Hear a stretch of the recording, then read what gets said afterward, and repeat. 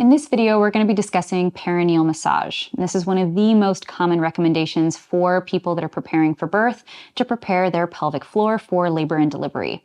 Now, I want to be clear, this is one tool in the toolbox to help prepare your pelvic floor for birth.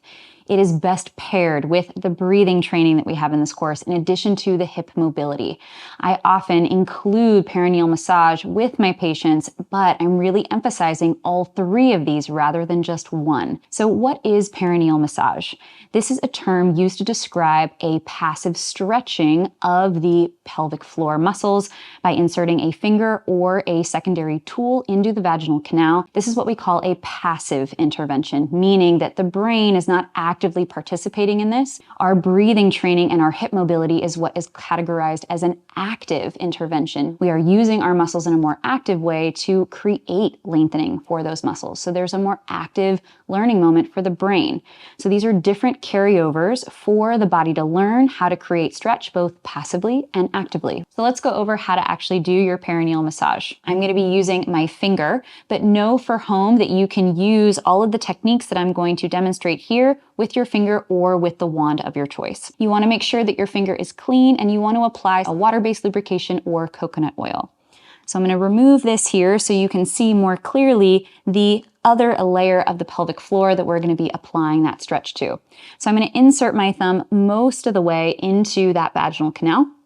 And I'm going to create a downward pressure straight down towards the perineum. And I'm going to hold that pressure for 1 minute. We want that stretch to create a therapeutic amount of pressure. So think something around 3 to 4 out of 10 intensity for you.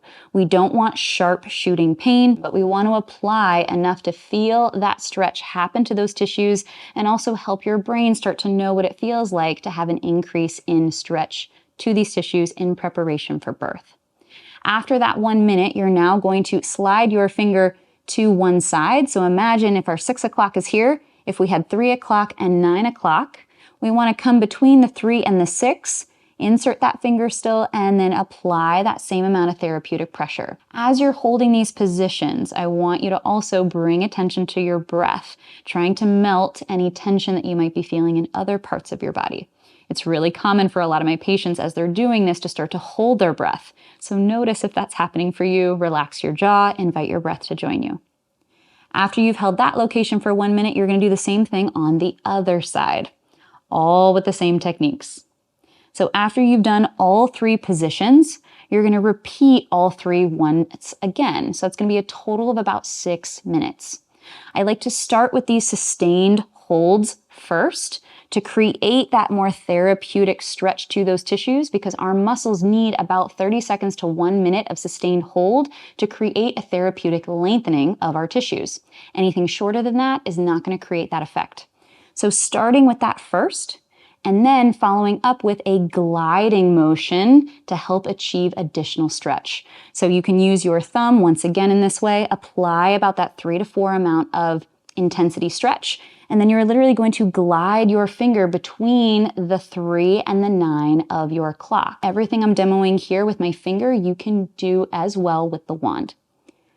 So I continue to sweep in this way for about 1 minute. So think about a total of about 7 minutes for this entire technique. We want to be working on our perineal massage about every other day, beginning week 35 of our pregnancy, all the way up until you give birth. Perineal massage is also a really helpful technique to notice, do we have tension and tightness, and especially on one side compared to the other? If you notice that, really spend more time on that less flexible side. It's also not uncommon if you have a lack of flexibility on one side that hip probably also has a lack of flexibility. So really focusing your efforts to open both of those areas more optimally throughout your weeks leading up to your pregnancy will really help your pelvic floor be more successful during your birth. Let's go through 4 different positions that you can use for your perineal massage. So the first is in a supported but reclined position. This is often commonly done in bed, and I often recommend opening your legs more into what I call a butterfly position. If this doesn't feel comfortable for you, you can use blocks or pillows to help support your legs so that they can be in a fully relaxed position. If they are feeling really tight and tense here, it's going to be a lot harder for your pelvic floor to fully relax. So make sure that your legs are in that reclined position as well so that you can fully melt into this position. Number 2 is going to be in a supported deep squat. So I like to use a wall or a piece of furniture here to support myself. And I like to use 2 yoga blocks or a stool, for example, so that it is supporting underneath me, but leaving some space for my hand to be able to apply pressure straight downward.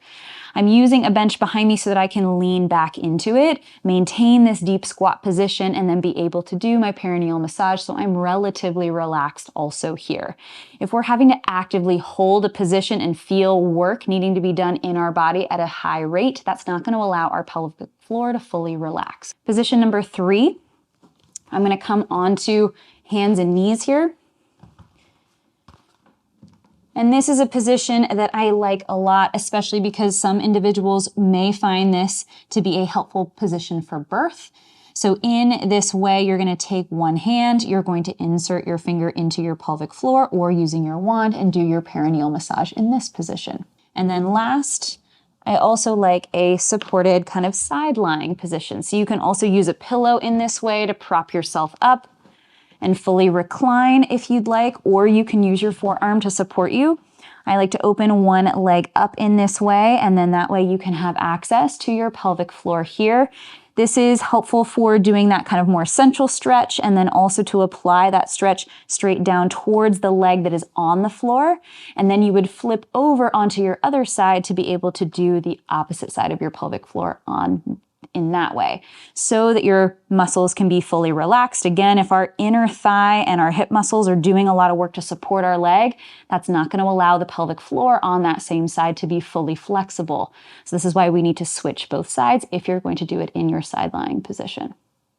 So I've shared these 4 different positions for you to encourage you to explore all of these in your own practice at home. So every other day when you're doing this perineal massage, choose a different position. Why is this helpful? Applying your perineal massage in different positions gives you different feedback about your body and your pelvic floor. There are going to be certain positions out of these 4 that you find are a lot easier for your body to encourage lengthening and flexibility through your pelvic floor. That's important for you to know and may be a helpful position for you to think about for giving birth in.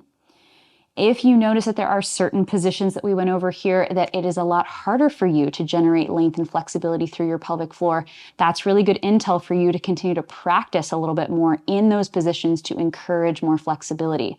And also note that if that continues to be a challenging position for you to maintain that length and flexibility, that may be a less optimal position for you for birth as well. So again, these are just different ways to facilitate body awareness, to identify what positions are most helpful for you and your pelvic floor to achieve optimal length and flexibility so that you can take that intel with you into your labor and delivery.